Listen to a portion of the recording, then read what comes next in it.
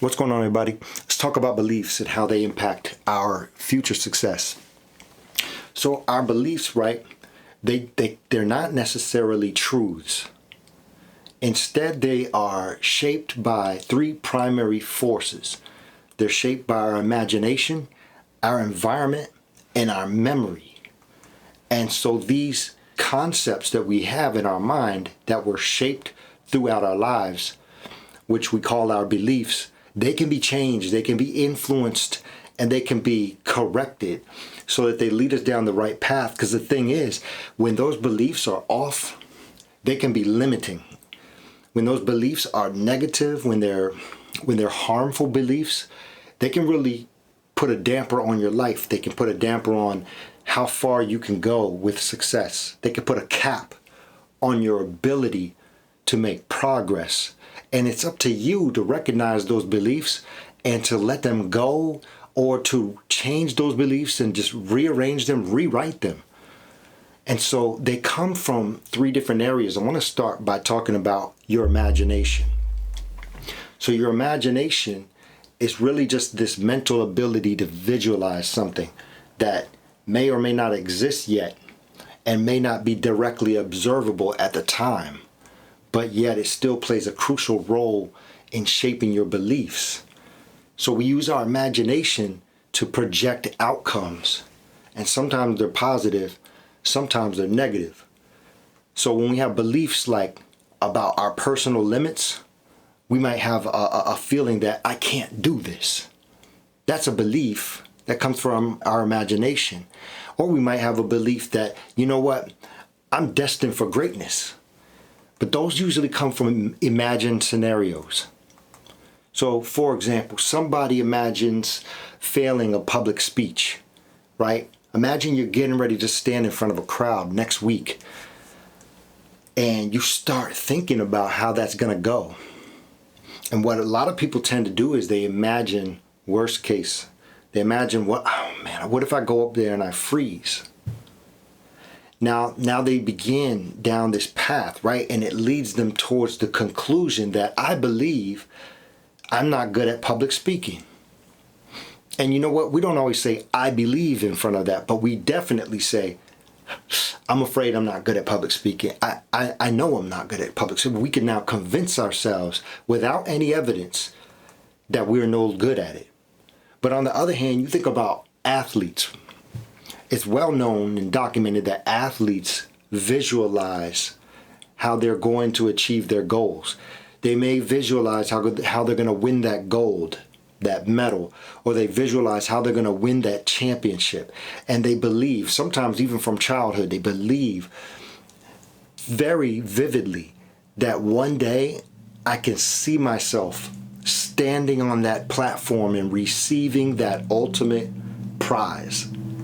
And that's an imagination that's taken them to a place, but it's creating this belief, and then that belief is what's driving them to not quit, but to continue pressing forward. So your imagination, it can work for you or it could work against you. So you have to constantly visualize positive outcomes so you can shift your belief towards an empowered mindset. The other thing is your environment. The environment can definitely impact your beliefs. Your environment includes people, culture, and the surroundings that you're in that give you that concept, that context for your beliefs. So like from the time you were born, you had your family, you had your friends, you had school, you had media, and you had culture all influencing what you would receive as your personal beliefs. So when you're in a supportive environment coming up, you tend to get this confidence and optimism. But when you're in a toxic environment coming up, it can reinforce self-doubt and fear. Think about peer pressure. Imagine you were pressured to do things as a kid that you couldn't do.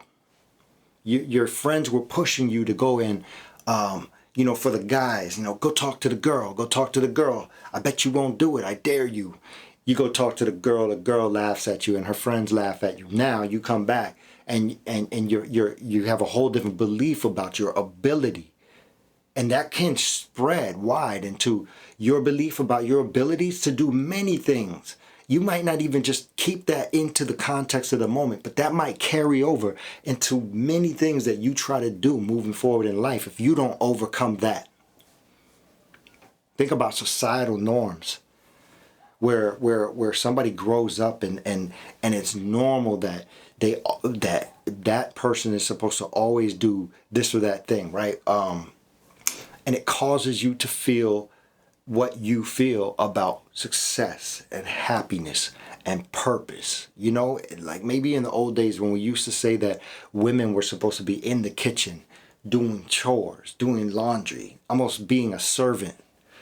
And a woman comes up in that environment, and then when she gets a little older and she gets into her adulthood, now she believes that this is her purpose, and it's going to be a little bit more difficult for her to break out of that belief and get into something more. Maybe she is destined for greatness. Maybe she's an actress, a singer, an artist. Maybe she is just gifted. She has innovations, just ideas in her mind, but she can't seem to get out of that belief that she came up with, that that's not where she belongs. She belongs over here in this setting.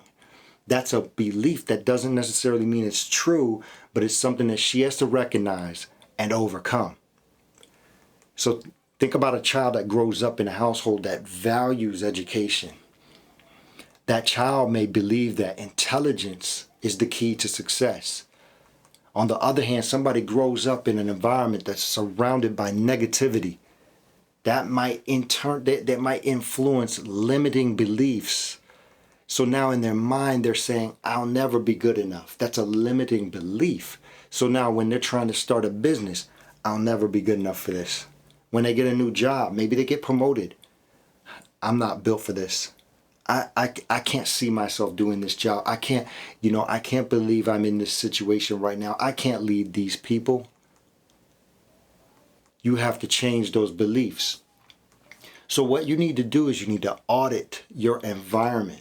You need to see who you surround yourselves with. You need to see who all your friends are, who your peers are, the people, even family. Who are you allowing into your ear, and who is influencing the things that you believe? What are you watching on TV? What's coming up on your screen, on social media, on your phone? When many people now spend most of their time looking down at their phone, what is coming up on that screen? It is influencing your beliefs. But how so? In a positive way or a negative? Is it moving you towards your success, or is it moving you away? Think about the experience that you have and if they align with the beliefs that you want to cultivate. So now we get into memory, right? Memories can also influence your beliefs. Memories are a storehouse of your past experiences. It's the things that you keep. They're ingrained in here. They can come back up at any time for whatever reason. We don't necessarily always control that, but they will shape how you interpret and how you respond to the world. Positive experiences build empowering beliefs, but negative ones lead to, once again, limiting beliefs. So if you think about your memories, they're subjective. They can be distorted over time. They can create inaccurate narratives, but yet those still can influence your current beliefs. So you can have emotional memories as well. And emotional memories, they whether they be joyful or traumatic, they tend to hold the strongest grip on your beliefs. For example, a person fails at math in school, right? And it's a traumatic experience. Maybe they come home and they get hammered for that, right? Their family, believes very strongly in education, but they failed at math. They come home with the report, and it's just a bad experience for them, right? They get grounded, they get in trouble, they get told that that they're being whatever happens, right? Just imagine a negative experience. And now, right, they feel like they're not capable.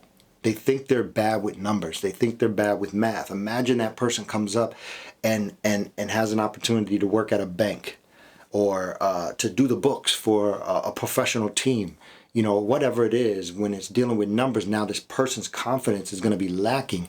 And how hard will it be for them to overcome that and be like, you know what, I can do it? That takes a lot of courage and strength.